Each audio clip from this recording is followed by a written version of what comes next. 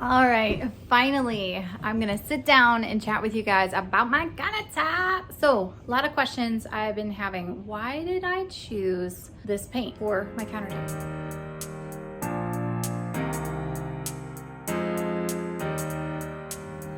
Hey, what's up? Welcome back.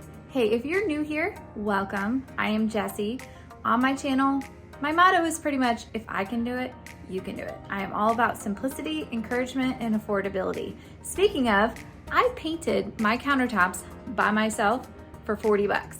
I have that video here on my channel. If you haven't caught it yet, please catch it. In fact, go watch it first before you watch this one, because today is the 6-month review. Do we still like them? I'm gonna answer all your questions, so stick around. But first, it's a mess, I'm a mess. Let's get cleaned up.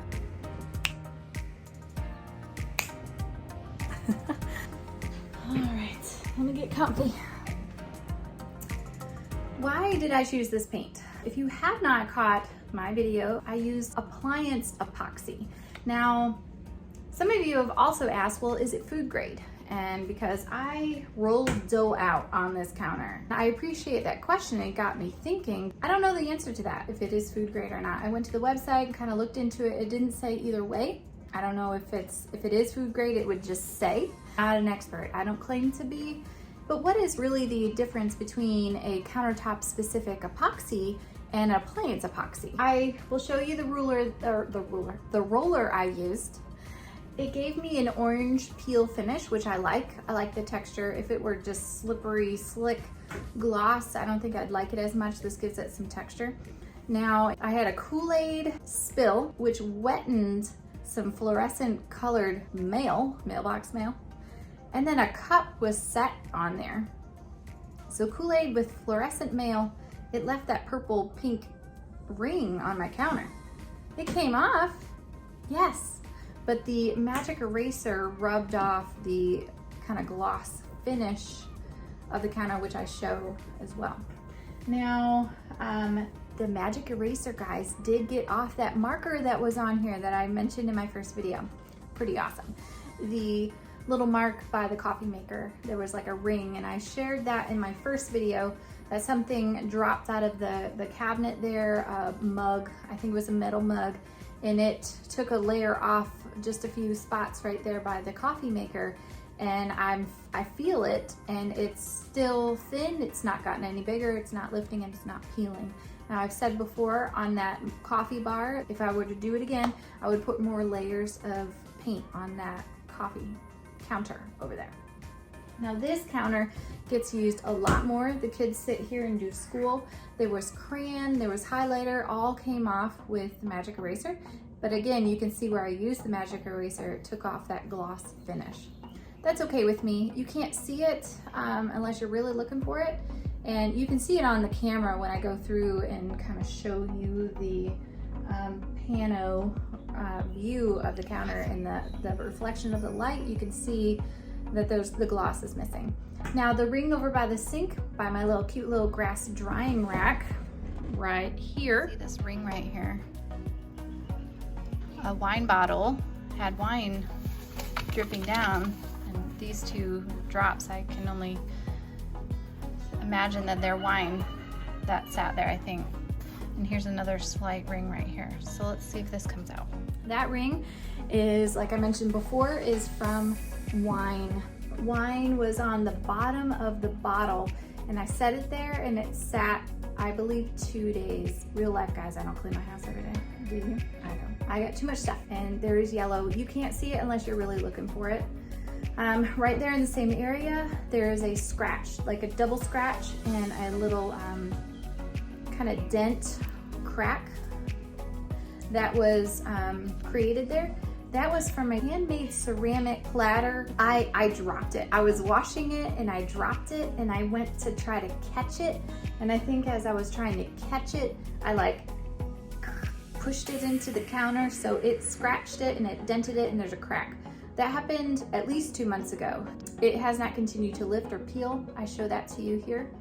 And you know, that's okay. Things happen. Now, over on the coffee bar, I deliberately left coffee there over the past month or so, knowing that I was going to do this review, because a few of you asked me, are there coffee stains? How does the coffee do on the counter? And so I was like, you know, I try to at least wipe that every day. I don't clean my counter every day, but I at least, depending on what it is, but if I see something dark, especially wine or coffee, I usually wipe it right away. Or my husband wipes it every day, right away. Since I knew that I was going to do this video and I had some questions about coffee stains, I did deliberately leave coffee on the counter. Now, coffee has been splattered on there for like a week at a time. That is letting it sit for a week. And I show you that I take that magic eraser, and you see the rest of my counter is dirty.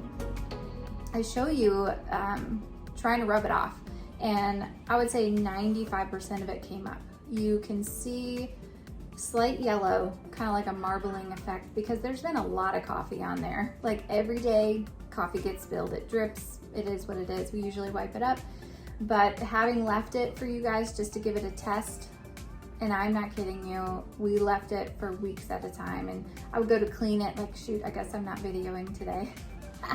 But this week, we deliberately left it on there. So it doesn't bother me, I don't see it from here. You see it when you're like right on top of it. I really don't think it really picked up very well on the camera, but I can't see it looking over there from here. Now on this counter, I have put my baking stones, I've put pots, not hot. I do know that this paint is not marked for the stove. It shouldn't get hot. I think I mentioned a couple comments before, replies, that it is made for stove, but actually it says directly on the website not to use it for stove. It shouldn't get hot. We are careful not to put hot things on it. This counter, it does get wear. We do put pots on it, we put dishes, we put ceramic. The kids are always here doing school. It does clean up very easily, very nicely. I think that's because it is a gloss finish. I love how gratifying it is to clean this counter after it looks really, really dirty. Time I'm kneading dough, I scrape dough, I make bread for our family. That's all we eat is the homemade bread, so I'm doing that all the time. Over time, it kind of looks like just a little bit of the like the gloss area on the higher part has worn off, so very similar to what the magic eraser did to the counter, or the gloss finish. So there are just minimal chips here and there, but nothing is really, it's not continuing to peel, it's not lifting, it's not continuing. Now, would I still do it again? Yes, I would do it again. It only costs 40 bucks. We don't have the budget to get what we really, really, really want. We weren't gonna tear it out, knowing that we still need to do the backsplash, guys. We still need to do that. You see, I digress. Back to the countertop, we didn't want to tear it up and put something down. One day, like I said, we will completely replace it. But I also know, I think what we want is marble, and that is porous on its own. So the same concerns are gonna be coffee and wine, KoolAid on fluorescent colored mail. So it's gonna be the same type of concerns with that. Why I chose this paint is mainly kind of like my motto: simple and affordable. Simple and cheap. I could do it myself. It was one product, multiple layers, and done. Let it dry, right? Let it dry. That was the hardest thing, was letting it dry and letting it cure. But hey, if you found value in this video, please like it. I hope you consider subscribing, ring that bell so you don't miss anything. We're kind of dead in the heat of planting the garden, and I hope to see you next time. Bye guys. My butt still hurts. An appliance epoxy. And if I die from paint poisoning eating paint chips, man, I cried because my dog, my favorite dog in the world, who has since passed, won that piece of ceramic.